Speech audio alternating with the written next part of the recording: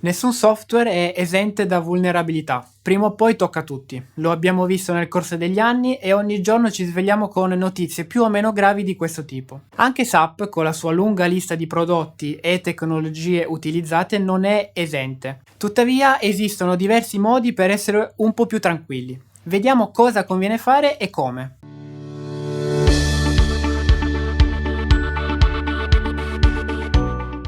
Ciao, sono Mattia e oggi parliamo di come essere pronti ad affrontare una vulnerabilità nei sistemi SAP. Ma prima di partire ti ricordo, se ancora non lo hai fatto, di registrarti al nostro canale. Ma perché devo occuparmi di questo aspetto se non ho mai avuto problemi?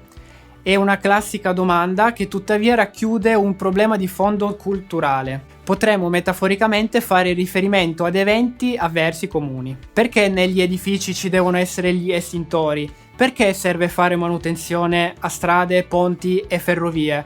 A queste domande nessuno risponderebbe. Non è mai successo nulla, quindi perché fare qualcosa in anticipo?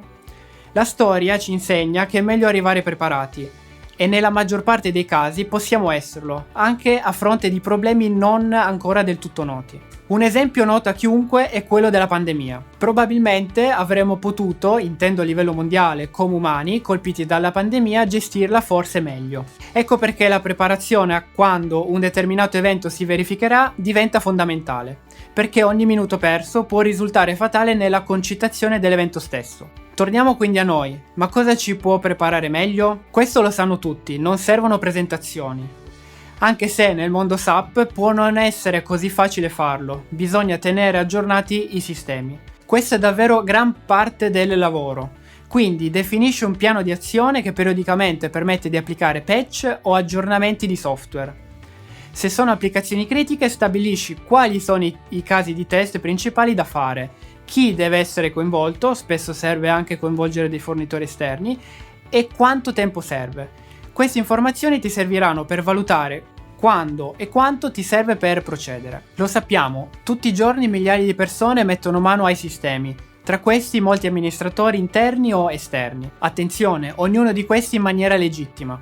Tuttavia è davvero un attimo cambiare flag, attivare qualcosa che non doveva essere attivato. Quindi in ogni momento le configurazioni che possono essere state impostate il giorno precedente dal giorno successivo non sono più vere. Ecco quindi che abbiamo in testa una falsa convinzione. Ho fatto un progetto per sistemare qualcosa, l'ho sistemato e ho anche verificato, quindi sono a posto. Può non essere così, perché come abbiamo visto prima è semplice e lecito fare modifiche. Quindi come posso risolvere? Devo avere degli strumenti di controllo. Ne esistono diversi di SAP ma anche di partner SAP. In questo processo è fondamentale averli per essere sicuri in ogni momento che tutto è come lo si è immaginato. Spesso questi strumenti permettono di avere delle firme, utilizzando la terminologia degli antivirus, che permettono di capire ed allertare se un sistema è vulnerabile ad un problema noto e quindi agire per tempo. Ricordati che è inoltre utile, se possibile, censire i software utilizzati e le loro versioni, e in caso di applicazioni custom anche le tecnologie utilizzate, perché in caso di vulnerabilità specifica a componenti o librerie è necessario sapere cosa è impattato in azienda. Il secondo aspetto è capire a chi fare le domande, se internamente o fornitori esterni, nonostante sia tutto semplice sulla carta, anche se nella realtà spesso non è così. Quanto sopra può non essere sufficiente in tutti i casi.